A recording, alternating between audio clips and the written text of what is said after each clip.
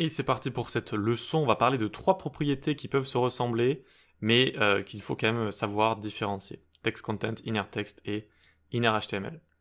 Donc on a juste un article comme ça, avec un H1 et un paragraphe qui va être dissimulé.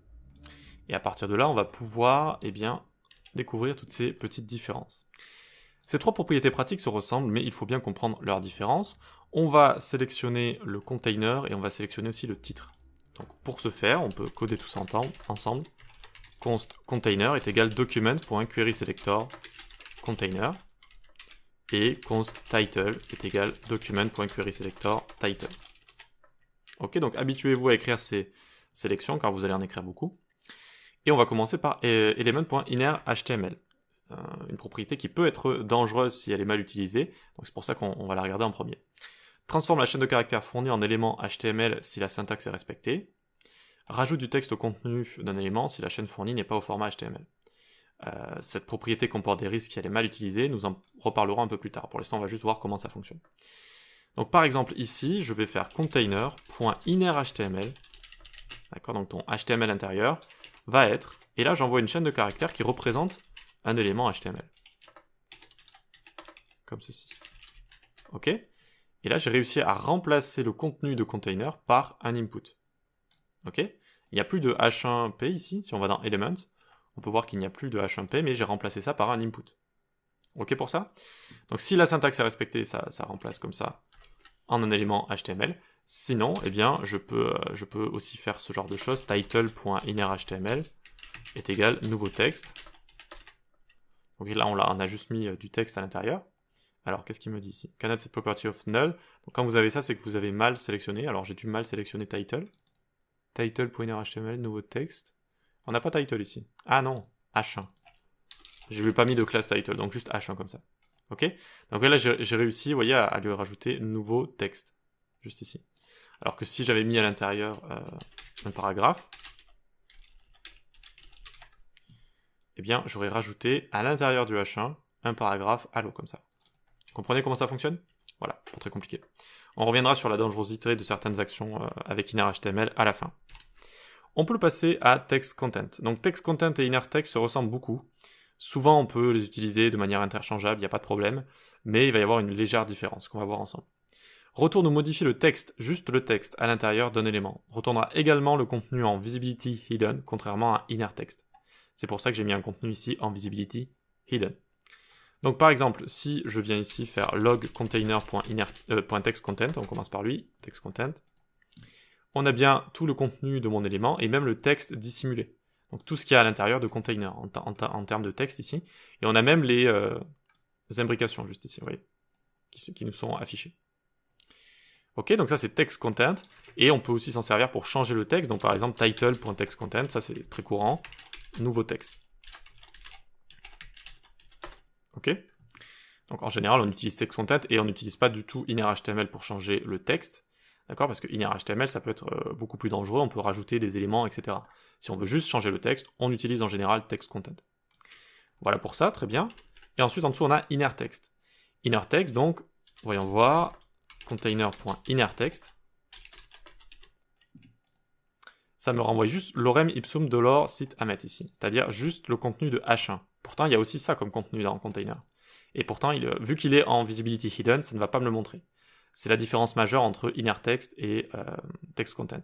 Sinon, on peut aussi changer la valeur de title, par exemple, avec inner text est égal nouveau texte. Ça fait la même chose. Hop, voilà. Ok pour ça, maintenant on va parler de la dangerosité d'inner HTML. Il ne faut jamais transformer en HTML des données qu'on reçoit d'une source non sûre. Par prévention, HTML n'exécute pas un script avec, donc un élément script avec inner HTML. Par exemple, body.innerHTML script alerte code malicieux. On peut le tester si on veut. Ok, donc pour sélectionner le body, vous pouvez faire document.body. Ok. Et donc là, par exemple, on imagine ceci. Donc là, il faut mettre des apostrophes. Eh bien, ça ne fonctionne pas. D'accord ? Ça ne fonctionne pas. Le script ici ne va pas être exécuté. Vous voyez que ça a bien mis le script à l'intérieur, certes, mais ce qu'il y a à l'intérieur, c'est sous forme de chaîne de caractères, et ça ne s'est pas fait exécuter. Le alert ici ne s'est pas fait exécuter. Ou alors si on avait, regardez, console log, entre apostrophe ici, from here, ça ne fonctionne pas. D'accord ? Donc le code rajouté ici a été empêché de fonctionner avec inner.html. Pourquoi ça peut être dangereux? Imaginez quelque chose. Donc on a un site de news et on utilise une API. Alors une API REST, qu'est-ce que ça va être? Très grossièrement, ça vous permet de récupérer des données. Donc, imaginons chaque jour, comme ça on l'utilise, on fait un appel et on reçoit les données des journaux qui ont été publiés, avec les titres, etc., pour en faire une liste sur laquelle on peut cliquer. Tant que la personne qui gère l'API, elle est, on va dire, elle est honnête et elle elle continue de nous envoyer les données qu'on veut, ça va. Mais si un jour on utilise inner.html pour mettre en place ces données sur notre site, et que la personne décide d'envoyer du code malicieux, ou alors qu'elle se fait pirater son serveur, etc., et que tout à coup, eh bien, du code malicieux est envoyé, du code malicieux sera envoyé à toutes les pages qui vont consulter, donc à tous les utilisateurs qui vont consulter mon blog. Donc chez eux, leur navigateur va télécharger tout ça, etc., et il y aura du code malicieux qui aura été envoyé, et donc, potentiellement, ça va lire leurs cookies, etc., etc. Mais alors, vous allez me dire, mais comment ça se fait, vu que script ici, ça ne fonctionne pas, les scripts qu'on met en inner.html?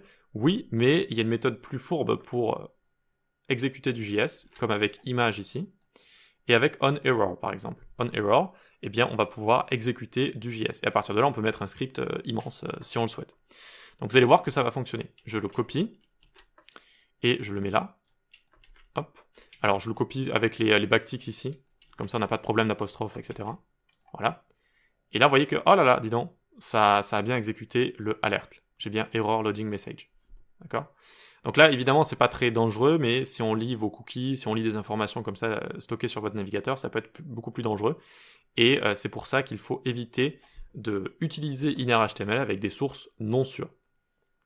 Donc tout ça est à prendre avec, pas des pincettes parce que c'est important, mais quand vous gérez un serveur, etc., vous avez différents moyens de sanitize, c'est-à-dire de nettoyer des données. Voilà, si un utilisateur rentre des données, eh bien on peut les nettoyer avant de les envoyer sur une page.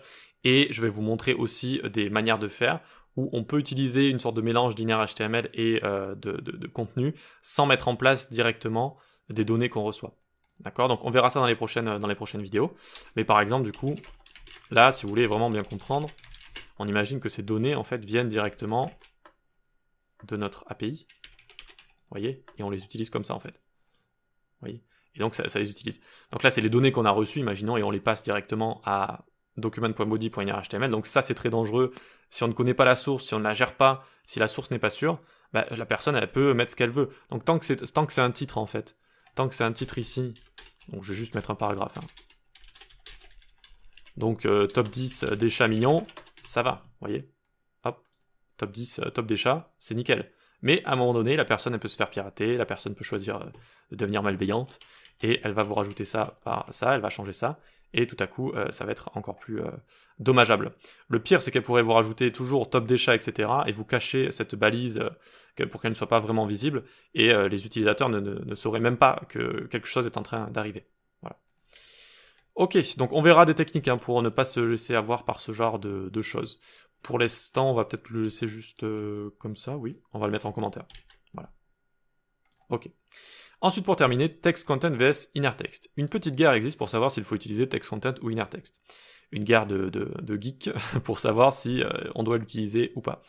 Il y a certes certaines différences entre les deux, mais vous pouvez la plupart du temps les utiliser de manière interchangeable. Je vous conseille d'utiliser text content qui est en général plus accepté. La propriété et eux, donc ok. Donc oui, il y a une petite guéguerre comme il y en a plein. Quand vous allez aller sur Stack Overflow, Stack Overflow c'est des séries de threads, ça veut dire des fils de discussion sur certains sujets, sur certains problèmes, pour résoudre certains problèmes. Et il y a plein de petites guéguerres qui existent comme ça en JS avec des choses qu'il faudrait utiliser ou pas. Là, la plupart du temps, il n'y a pas de problème. Vraiment, si c'est juste pour changer du texte, vous changez du texte, ou juste pour lire du texte. Vraiment, la plupart du temps, il n'y a pas de problème. À part pour le texte qui est dissimulé comme ça, mais bon, ça aussi, c'est vraiment... ce sont des cas très rares, quoi. Et bon, en général, il y a plus de gens qui sont du côté de text content, donc je vous conseille de l'utiliser, comme ça évitera des discussions qui n'ont pas lieu d'être au bureau ou sur GitHub ou quoi que ce soit pour changer, voilà. En général, c'est text content qui est plus utilisé, donc je vous conseille juste de l'utiliser. Voilà pour ça. Allez, on passe à la suite.